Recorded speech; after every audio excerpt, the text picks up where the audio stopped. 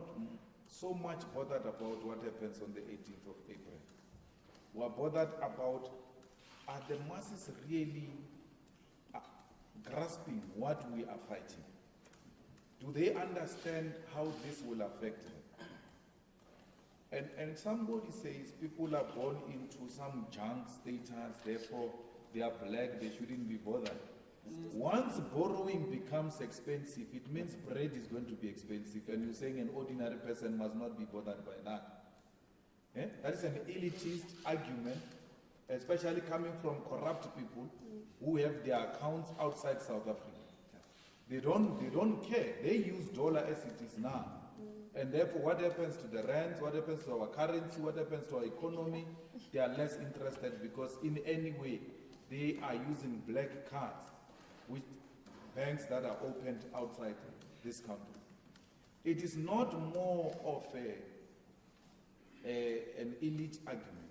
It has got everything else to do with ordinary people. It will affect them directly. It has got nothing to do with race.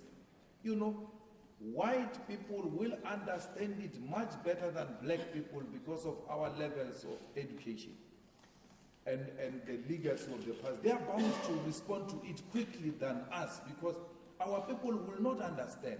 We know that we're denied education and we may not understand what is a junk status. This leadership must not take advantage of people not knowing what is a junk status and say it's nothing. That is misleading.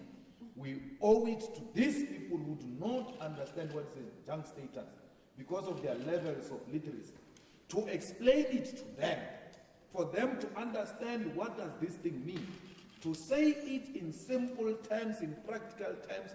What does this mean to a person who stays in a shack, who wants to own a house in future? So we ought to go all out. And this mass action is exactly that. Because when you put a date and say we're going to march on the 12th of April, before the 12th of April, you must mobilize people. And when you mobilize people, people ask you, this march is for what?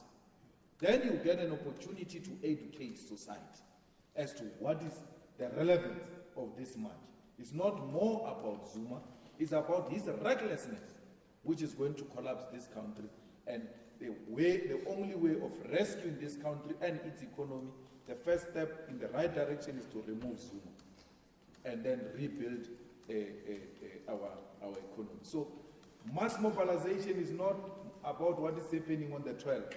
It's about what is happening towards the 12th. Educate people. After the 12th, there was one question if we are doing this.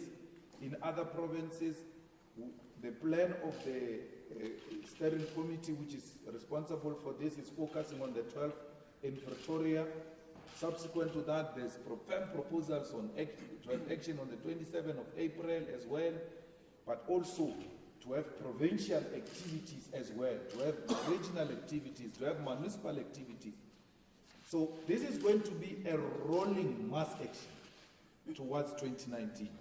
And the more the ANC keeps Zuma, the better for all of us here. If we want to talk party politics now.